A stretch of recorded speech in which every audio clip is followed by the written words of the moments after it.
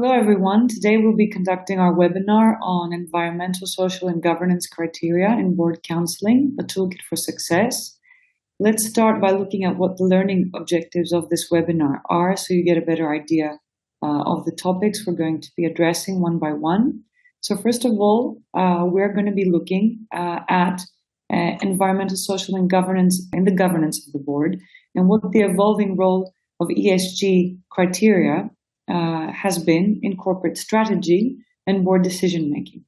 We will also look at a few key global standards, frameworks, and legislation regarding environmental, social, and governance reporting, which is quite key to understanding how that has started to filter in board governance.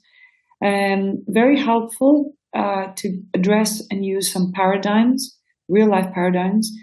How have activists, whether these are shareholders or stakeholders, responded to addressing environmental, social, and governance? So what are some activist challenges? We're going to look at some successful and some unsuccessful activist responses to get a feel of what areas and what kind of activists have been successful in promoting this and which not. Of course, it's going to be very helpful, and I think this is something that you can use as a toolkit to look at some practical as well as legal tools on how you can navigate such challenges if you are on the board or advising the board, or if you are in any managerial role where you need to actually have this toolkit at hand.